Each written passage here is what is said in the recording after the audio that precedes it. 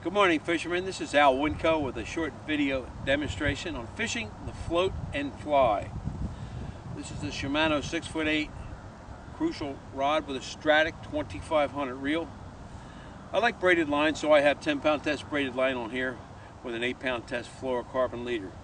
Now, rigging the floating fly requires a little bit of knowledge. I have a complete in-depth detailed article on my website of fishing the floating fly. First thing you need to do is to have a bobber stop. This stops this slip bobber from going any deeper than a preset depth. This is tied with monofilament, overhand knots, 3 wraps on the line, 3 wraps on the top, pulled together very tightly. This will slide on the line, but it's tight enough to maintain position while you cast. What I do with this, I can gauge how deep I have this.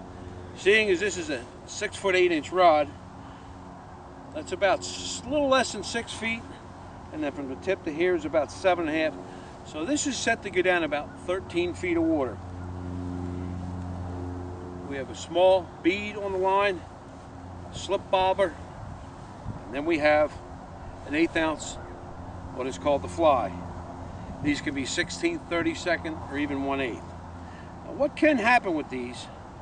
The eye of the jig can go up in the bottom of the floating fly, of the slip bobber, I'm sorry. When this happens, you can add a very small split shot, 12 inches above the line, to prevent this from happening. Okay, we'll make a cast here.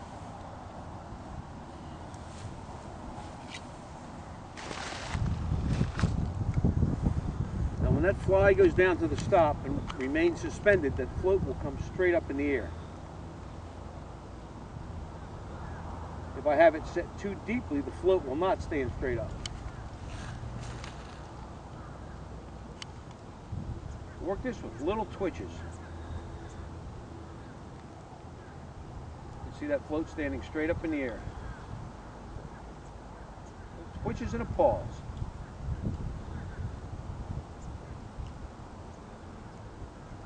Now as we get shallower, you'll see that float go on its side and it will not stand straight up because now the fly is laying on the bottom of the lake.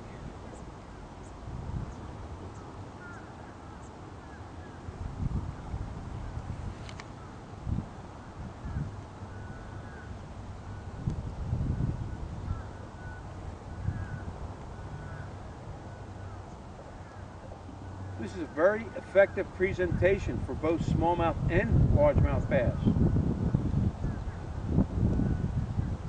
I usually set the stop around 12 to 13 feet, and I'm fishing rocky ledges and high spots in the lake, anywhere from 15 to 12 feet deep.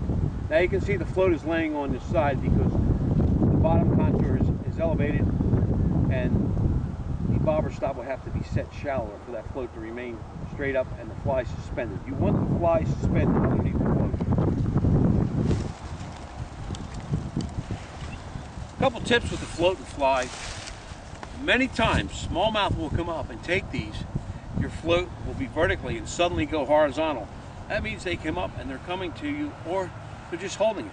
Set the hook if that float suddenly goes horizontal on you.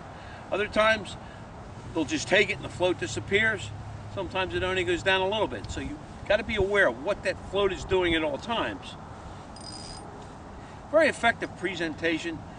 Water temperatures start to fall into the 60s, the 50s, the 40s, even into the upper 30s. Thank you for your time, and I hope this helps you out.